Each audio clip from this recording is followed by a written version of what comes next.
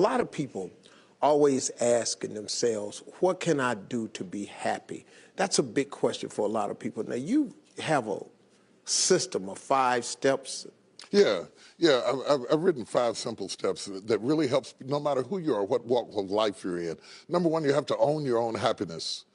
Take it away from other people demanding that they make you happy. Your kids are not going to make you happy. Your spouse is not going to make you happy. A big house is not going to make you happy. Own your own happiness and be responsible for doing those things that bring joy into your own heart, independently of life and people and money and all of that stuff. Right. It doesn't necessarily give you a happiness. You have to take responsibility of that peace and that joy that lives inside of your heart and not inside of your stuff. Wow. Am I right? Yeah. And the second thing that I think people need to do is challenge their own story, because people torment themselves by how they see their life. They've told themselves a story as if it were the truth when it is really a perspective truth. And sometimes you've narrated a story that you beat yourself to death with. Challenge your own story. Change the way you talk to yourself about who you are and what happened to you and what you're going to do in your life. You wrote the script. Change the story. Change the dialogue. You can, am I right? You know? Yeah. The third thing that I think is very important is to enjoy the journey, not the destination.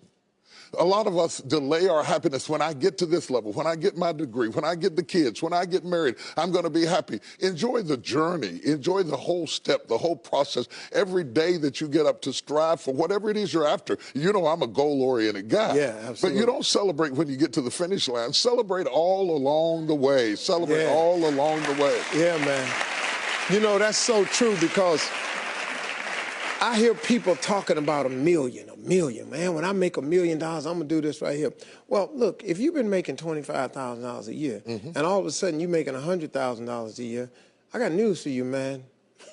You need to go eat a piece of cake and put a candle in it or something, because that's a big jump. And like you say, enjoying the journey is just realizing that there's joy in the process. That, and then I put me on my calendar. Put me on my calendar, because I want my attention too. Because if you don't see yourself as valuable, nobody else will. You know, nobody else will. The other point is make relationships count.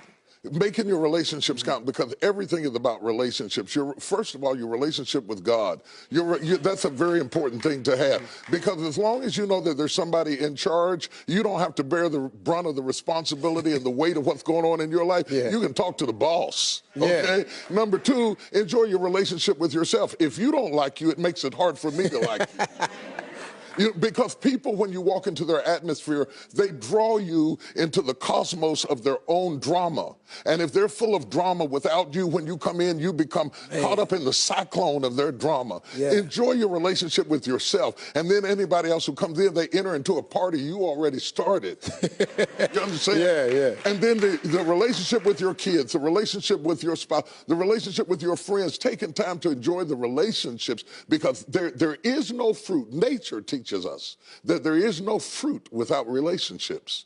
You cannot be fruitful by yourself. In business, in home, in life, in church, I don't care what it is, you are no more than the relationships you surround yourself with, and make sure that those are good ones. The 5th thing, Now, go ahead. I'm loving it, man. Is this good? Yeah, this is really good. The 5th thing that I really ascribe to is balance work with play. You can't do all of either one and be successful. And to those whom much is given, much is required. And if you work really hard and you're a really diligent person, make sure that you do some play to balance your life out. If you play real hard but you don't work very much, you're going to be fun, but you're going to be hungry. You know what I'm saying?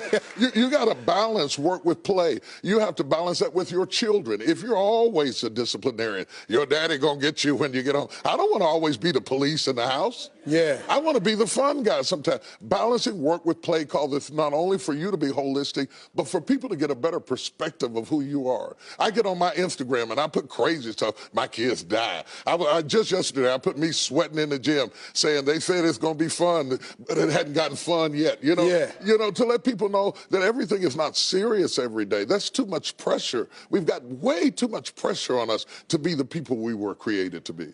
You got to enjoy the journey and the process. Like I told my kids the other day, I said, let me explain something to y'all. if something happened to me and Mama, I want you all to understand, y'all gonna be around the casket crying because I'm not leaving you everything. I'm just not. I'm gonna spend 85% of my income on me and your mama. Right. Yeah. Right. I'm gonna leave about 5–10%. That's it. The rest of the money, me and your mama going somewhere. We can, Dad, we can't go on vacation. No, I want to be just with your mother. Well, here's it's the cool. thing that people don't understand about children. It is not what you leave to them that makes them great. It's what you leave in them. And if you leave enough in them, you don't have to worry about what you leave to them. If you leave more to them than you leave in them, they will run through everything you left to them. Yeah. But if you leave enough in them, you don't have to leave so much to them because they can go out there and make their own way in life. Cool. I'm glad you said that, because now they ain't getting nothing. Coming up next, Bishop T.D. Jakes has a special story to share with us that proves miracles happen right here on earth. Stay with us. We'll be right back.